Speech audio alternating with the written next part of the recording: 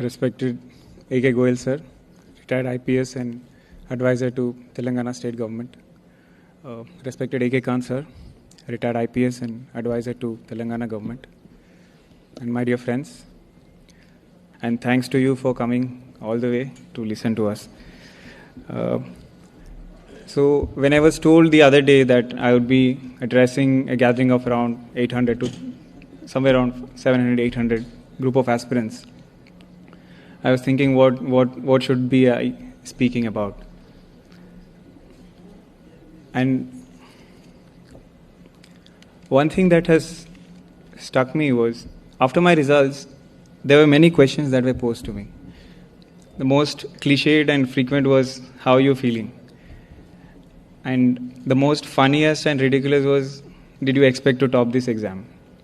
Of course, I had ready-made answers. I repeated the same thing whenever they asked the question.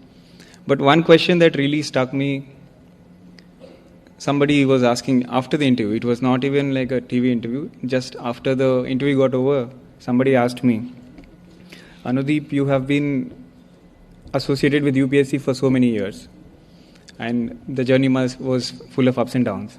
So if you were to meet your younger self, if you were to meet somebody who is starting his preparation, the same Anudeep who has started in 2011-12, what advice would you give him? And that got me thinking. And then I thought about it that day, and then I could come up with 3 things that really I would advise if I were to meet my younger self. And those 3 things are what I want to tell you who are just starting or giving this exam.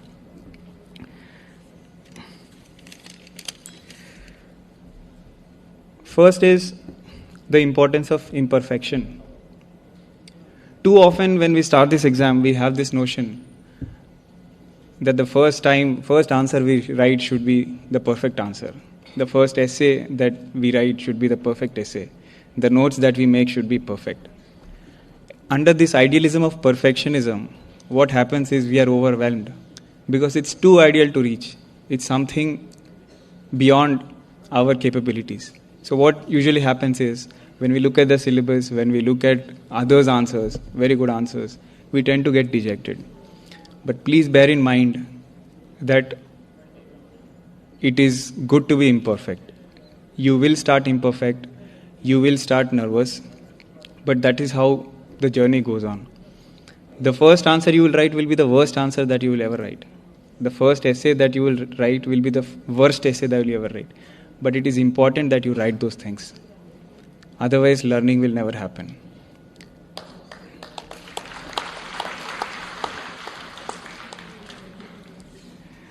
In my journey of for the past 5.5 years, I have had exams tests where I had written and I got 50 out of 250. And there were exams, of course, I got 150 out of 250. But when I look back, I think the exams where I got 50 out of 250 played a much more important role than where I got 150 out of 250. Because they tell you that what mistakes you are doing, where the deficiencies in your preparation. And that's how you improve consistently. The competition is always with the person that you were yesterday, not with the 10 lakh aspirants who are giving this exam. So always bear that in mind. And the second important thing that I would advise is the importance of the here and now. What do I mean by it? Too often in this exam, we tend to get lost in our thought process. We either are thinking about our past or fearing our future. What has happened to the one test? Why did I not put that prelims bit correctly? Or how, some incident that has happened and you regret something in the past. Or you are fearing the future. So many aspirants are giving this exam. Where will I stand? What will my rank be? How many marks will I score in optional? These are the things that generally an aspirant gets lost in thought. It is common. But you also know that they don't serve any purpose. It is usual and it is common for us to have that negativity bias. Evolution, when you read evolution, it suggests that We are born to be biased in a negative way. We tend to remember our negative incidents much more than our positive attainments or achievements. But this exam, especially in my last attempt, I had learned the importance of the current moment. That no matter my baggage of failures in the past, no matter what rank I am going to achieve, it is very important that I stick to the targets that I have for myself. It is those small things.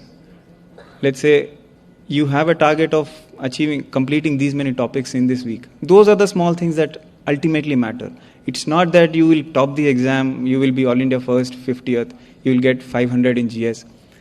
Those don't serve any purpose. What serves purpose is how focused you are in those 1 hour sitting at your study table. And when you look back after your success, you understand the importance of those small things.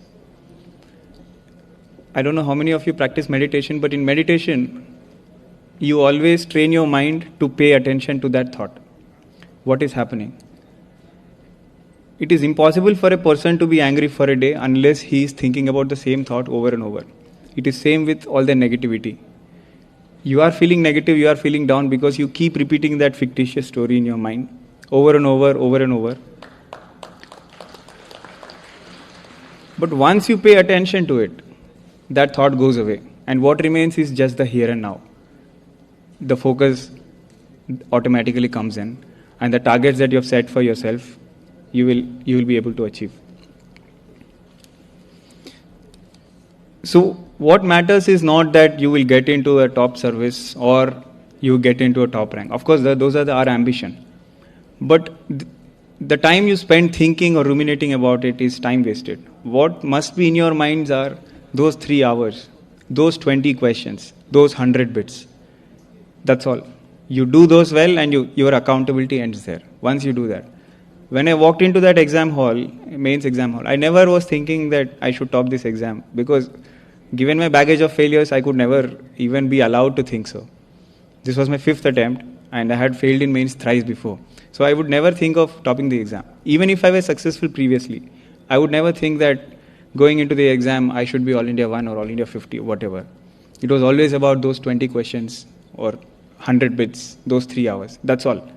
If you have those small targets, it's very easy to achieve. And when I walked out of that hall on November 3rd, I was happy. Not because I knew that I will top the exam, but because I was able to stick to my target and execute it to the...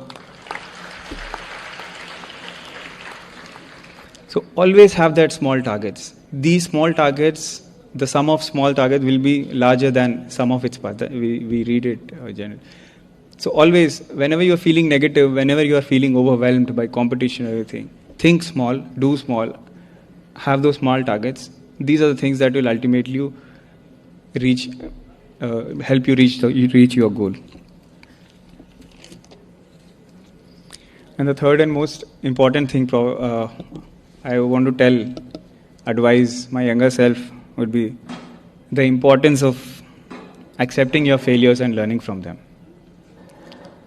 It is common that in this exam, best of the best gets humbled. Somebody from IITs, prestigious institutes. It is common. And the immediate reaction that comes out of us is to blame the system, the UPSC or the examiner or your pen, everything apart from yourself. It is a disastrous step in the sense that it will not only keep you from improving, because once you deny your failures, where is the scope of improvement? You always think that whatever you are doing is perfect. I had done that mistake.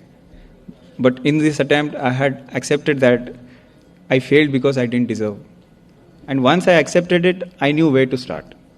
Okay, then I had accepted that I had failed. Now, what is the improvement that I had to do? I would definitely talk about the answer writing strategy in the Q&A session. But the point I want to make is, it is very important that you should learn from your failures. And it reminds me of one experiment, one Stanford, I think some in university, US university people have done. It's a ceramics teacher, and he has divided his class into 2 groups. For the first group, he has given the target of, I'll give you 10 days time. You make as many pots as possible. It doesn't matter what the quality is, You make as many pots as possible. And at the end of the day, at the end of 10 days, you will be evaluated by the number of pots that you make. And the second group, the second half, was told that I'll give you 10 days time, just make one pot, but it should be the perfect pot. You take all your time and you will be evaluated on the quality of that pot. And this experiment has been repeated over and over at many instances. And at the end of 10 days, the ceramics teacher just found the inevitable conclusion, only one conclusion. The result was that the first group made better looking and perfect pot compared to the second group. And he immediately understood why. Because the first group were busy making and failing and learning, they would understand and then keep improving. Whereas the second group was just thinking of making that perfect pot, and when they finally made it, it was not anywhere close to the first group.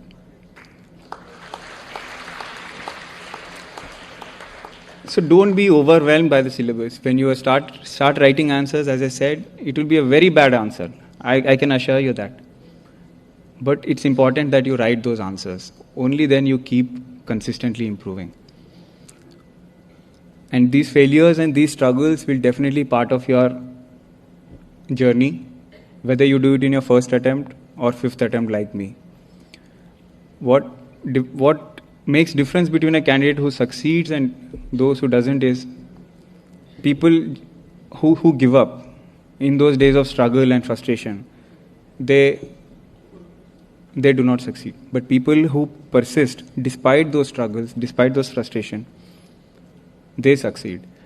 And when you finally succeed, and when you look back on your journey, it is these days of struggle, it is these days of frustration that will strike you as most beautiful.